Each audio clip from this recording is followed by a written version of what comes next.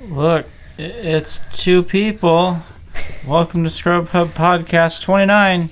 Rub-a-dub-dub, welcome to the Scrub Hub Podcast. Yeah, we're down by multiple members of our society. So it's a holiday weekend, I guess, is what's going on? Yeah, I really don't know. Oh, well. By the time this is uploaded, it'll be Easter, so happy Easter! Happy Easter! Here's a egg. Yay. It's a new egg. Okay, so we'll just make this one kind of short and newsy. It's going to mostly be Nintendo because the non-Nintendo-y stuff I wanted other people's opinions on, and it's more hardware-y weird stuff, so we'll cut right into the Nintendo. Well, actually, want to do weekly updates at all? Or? I don't really think we did much this weekend except help each other out with stuff. Working on the Twitter stuff has it all. It's the corner, mainly. You could check out Nick's Twitter and or Scrub Hub. Yeah, I sometimes retweet what goes on Scrub Hub. Sometimes. Sometimes I retweet it all the damn time. Yeah, Your phone is like every 3 seconds. And your watch. So the Nintendo Direct, that happened. I didn't watch it, but I watched it many times. I don't really know if anybody else on the podcast has seen it, but let's just say lots of stuff happened, and I was really impressed by how the Direct was this time. Like, it was a lot more smoother than all the other past Directs, and it was so different because they did the 3DS first, and it was mainly headlines, and it was a quick fire round, basically. Yeah. I mean, they gave some information as to the games that are upcoming, some release dates, but they finally have a name for the Pikmin 3DS game. They were just calling Pikmin 3DS. It is now called Hey Pikmin, and it is going to have an Amiibo figure come out, and it is so cute. I was telling you about that on the way here today, and you can add an image later, but it's so cute because it's got all the Pikmin from past games that we didn't really have confirmation on until the Direct today, and it's got all the Pikmin, and they're like kind of around a little number 1 statue or something. I don't really remember the what little it bottle was. cap thing. Yeah, they're like around it, and it's got like flowers and stuff around it. Okay. It's so beautiful. And we don't have full confirmation on the functionality of it yet, but we got a little bit of it from the Direct, not a whole lot. It was just in like a little speech bubble off to the side saying, tap this Amiibo in so many times a day and you can get extra Pikmin, which I think is rather nice. But I think the Pikmin will be randomized. I don't know. Probably, yeah. But Nintendo said more information on that will be coming out soon, and they said that it'll be released sometime in July. Okay. Most of these games are coming out in the summer, but we finally have confirmation on one that I really wanted to get, and that was Monster Hunter Stories. Oh, okay. And it is finally being localized here for America and other territories. So is it 3DS only? Yes. Okay. But they don't have a full release date on it yet. They said available shortly sometime this fall. But if you guys saw Best Buy, I'm jumping around here, but this is more Amiibo stuff, but Best Buy accidentally leaked some Amiibo figures for not Smash, but I'll get into those in a minute. But Best Buy a couple days ago had leaked confirmation of new Zelda Amiibo. And as soon as they figured that out, they're like, oh shit, we gotta pull this back. And they did, but they were finally released. Information was released on them today. Or a couple days ago, rather. Yeah. Nerve-wracking. But it's gonna be a Majora's Mask Link Amiibo, child form. And it's gonna be Twilight Princess Link Amiibo, as well as a Skyward Sword Amiibo. So three new little Amiibos coming. But Smash Bros has more Amiibo support coming, if you guys didn't see that. They're all gonna have alternate skins, and it's Cloud, Korin, and Bayonetta. Korin is going to have both male and female. Cloud is going to be in his Final Fantasy VII attire, as well as his Advent Children uniform. I want the Advent Children one so bad. And then Bayonetta is, of course, going to be Bayonetta 1 and 2. So, but I heard that there are going to be exclusives. Like, I think Advent Children, Cloud, and another one is going to be exclusive to GameStop. I don't really know. That's funny considering how GameStop is closing over 100 of their stores. Which is a small percentage, but it's only 2.5% of their stores in general. But it's just funny that they're talking about how we can't sell anything, but we've got things to sell now. Yeah. So. I mean, Amiibos made a big profit. I mean, if there's one thing to collect, it's got to be Amiibo. I mean, that's opinionated. Well, if I was to show you the little Pikmin Amiibo, you'd probably be like, oh my god, I want one of those. I mean, probably not. I mean, you've never played Pikmin, which is sad, but the Amiibo is so cool. Yeah, the GameCube player here didn't there it is. Isn't it adorable? Yeah. Where would it go? Come on. I mean, besides like over there. Yeah. But, and we also have more confirmation on Splatoon 2. It's getting more Amiibo. And the functionality of them is, like in the first one, you could do challenges. But not only that, you can also have a built-in camera, and you can scan in your Amiibo, and you can take pictures of your in-game avatar and your Amiibo side by side. Oh, interesting. And you can, save designs and skills and stuff you have onto the new Amiibo. And it's going to be a new set. I don't know how much it's going to cost. They haven't said anything about cost yet. But price. Yeah, I'm saying the price will probably be $15 to $20 per Amiibo, give or take. We'll see. But all these Amiibo are just piling up, and it's just gotta get them all. So, do they have any more news on things like Mario Odyssey yet, or? No, but they did have some news on ARMS and Splatoon 2. And I saw that they accidentally leaked a few extra characters on ARMS that didn't mean to. Yes, they did. They accidentally leaked, I think, 4 characters that they didn't mean to, but one of them... That's fine. I think one of them, her name is Min Min, and it's so weird, because, one of her arms is, a little twisty ramen, and then the other one is, a dragon head, and she can, fire out, fireballs from the dragon head, and the other one, I don't really remember what the other one did, but I'm thinking you would like that, because you love dragons, and I know how you are. But, I don't know, that game still doesn't look appealing at all to me, but... Yeah, it's good and it's stylish, but it just doesn't look like a game I would want to play unless I got my hands on it. Yeah, I'd have to try it, but I'm just, in general, I'm not a fighter game person anyway, and since it's not the same type of generic-y fighter, but still, it is a fighter style game, and I tend to only play Smash, and not even competitively. Not only that, but when it comes to ARMS, they also released confirmation of, elemental power-ups and whatnot, like fire, lightning, things like that. The typical ones. Yeah, and there are different arm types you can have, apparently, like spring, chakram, heavy, things like that. And they all, have different attributes. I think heavy will make you move slower. Well, yeah. And, certain aspects like that.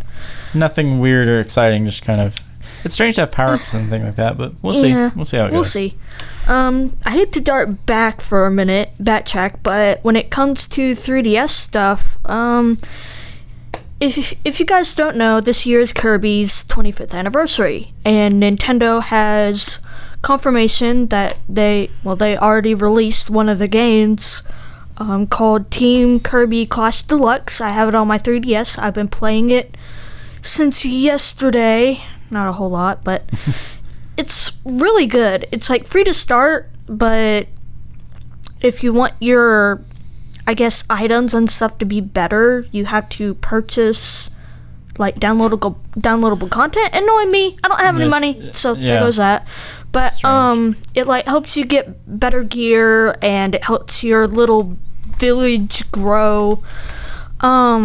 you can use Amiibo on them. I think you can only use certain Amiibo, like the latest Kirby series that was released with Planet Robobot, and I think a few select others, and they'll give you like special fragments, and you can collect those, and you can get better gear, weapons, and stuff like that.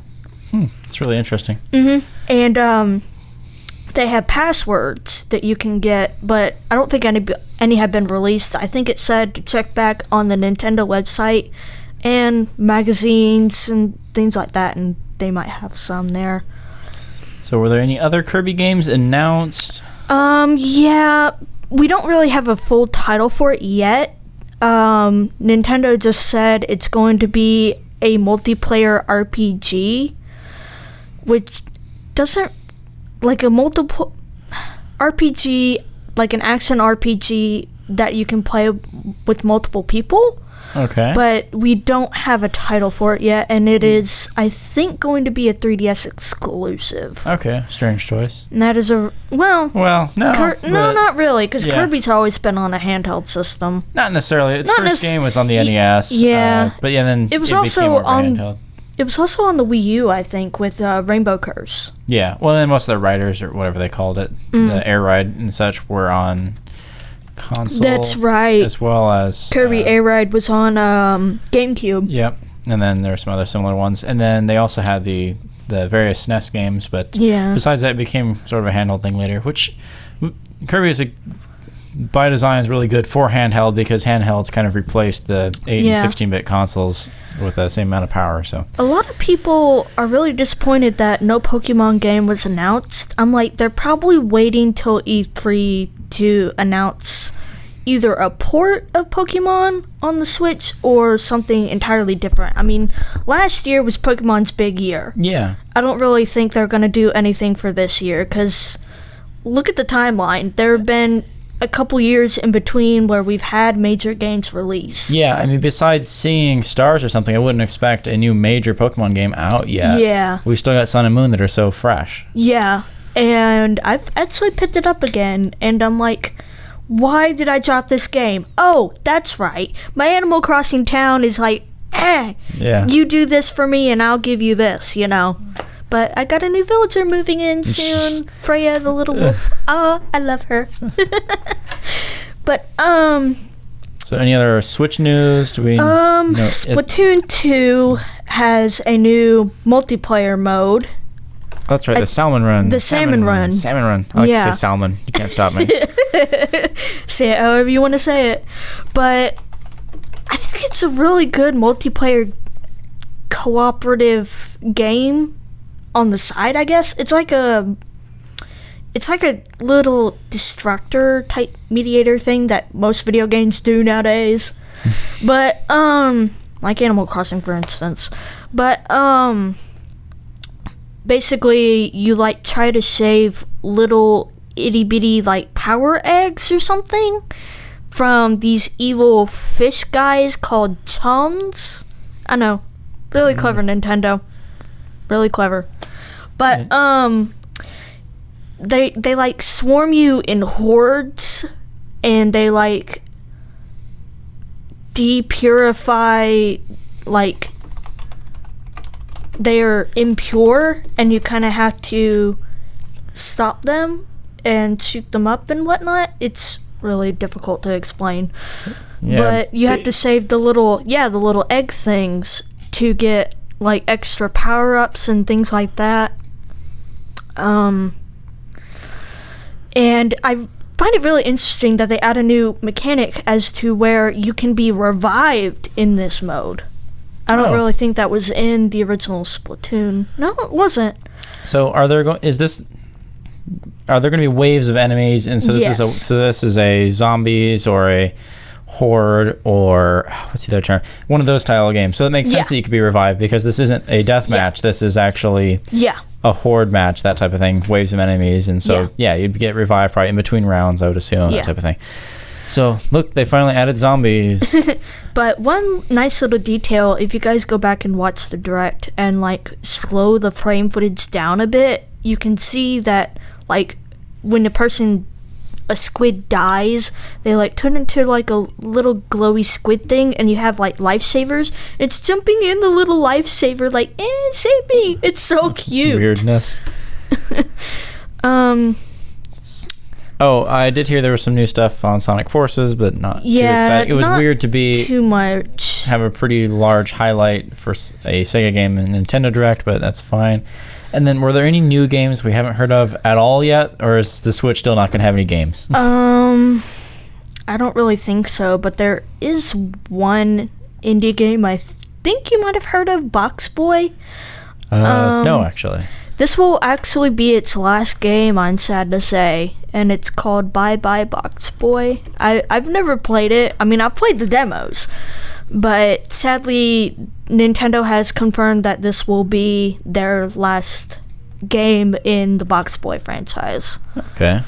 Did I see that it was 3DS only? I think it is 3DS only. So the Switch still has no games? Yeah. That's good.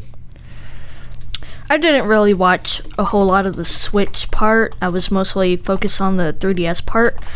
But, Ever Oasis, that game was announced last year at E3, and it's a third-party developed game, I think by Grezzo, or however you pronounce it. And I think it's going to be released, I think, in June or July of this year. Okay. And it just looks different, but it looks really cute. I like the chibi-esque art style. But basically, you are the founder of the last oasis in the world. And with your heart ability or something, it's like Kingdom Hearts. It's like all over the place, but anyway, you team up with this fist-like goddess named Esuna, and you and her try to build up an oasis to help people in need of, your help, and try to defeat evil, chaos, and whatnot. And it just looks really interesting and adorable. I just love the art style they were going for. Another 3DS game that was kind of been in the dark. I had it there for a minute on the tip of my tongue, and I think I lost figure out some it. more. Interesting. So Google Docs is really nice about suggesting the correct spelling for video game names and stuff. It even knew what Majora's was. That's smarter than I expected. I didn't have to fight the autocorrect there. Fun little silly strange news. The NES Mini was canceled. So first off, Nintendo has always stated it was going to be a limited run anyway, and that this was a longer run than they intended, but still not everyone got one that wanted one. So what's really happening is that when this last set comes out, people are going to rush to buy it, and they're going to scalp it and throw it on eBay and everywhere, and it's going to be crazy expensive. And it's like, sure, okay, Nintendo. I guess the perk is the hardware there is almost entirely free, so it probably makes more sense to make less than you need than more. So that way you're pretty much guaranteed every single one of these will be sold, and then you can get your intense profit, but you still think you could make more. I just remembered, I'm sorry to switch back to topics, or switch up topics again, but a game that I have never heard of is being released on the 3DS. I think it's Coldot or something. I don't know how you spell it. But it's like a board game / card game RPG thing. It is so weird. Oh, is that the next Metroid Prime Federation Forces thing that people were joking about? The game that's similar to Go? I don't know. To be honest, I don't know how you spell it or what. It's really weird. I'll never find it. Oh, well. It's a thing, I'm sure. Yeah, but it just looked so weird to me. I'm like, why? But I think it's being released on the Switch. It's another ripoff of the Warrior series. I think it's called Etuna or something. I don't know. But it's gonna feature, I think, I don't know what game series it's based on, but it's gonna be just like Hyrule Warriors. It's gonna be like It's gonna be just like the Berserk game that came out not too long ago. It's a Warriors game, but it's got a weird skin. I don't know if it's from an anime or from original IP. I have no idea, but it's gonna be released on the Switch. Another thing with the NES Mini is that some fans are speculating, but I really don't know if it's true, that they might come out with a SNES Mini. Because it's like, okay, the NES is done, and everyone's all hyped about it, but they can't find it, and then suddenly Nintendo's going to be like, here's the SNES Mini, and everyone's going to be like, oh, yes, I want that more, actually. But... by the Mini, you mean the Classic Edition, right? Yes, Classic, not Mini, whatever. The NES Classic has been discontinued, is what we're trying to say. Yeah, well... if I type NES Mini, I'm sure people get it. Canceling the NES Classic. Oh, I just called it Classic. Whatever, that's stupid. But yeah, That's sadly, dumb. it's being discontinued. Okay, so NES Classic. So they might make a SNES Classic, and then it'll, probably have whatever top 30 games. I don't know. That's okay. The usual ones. But yeah, so that might come out. My marketing side, me wants to say yes, but my other side wants to say Nintendo's not that smart.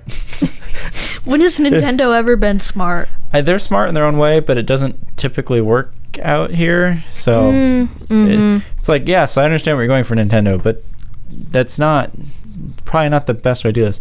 So I don't know. And then still, this is just showing that, hey guys, buy a Raspberry Pi and make an emulator box.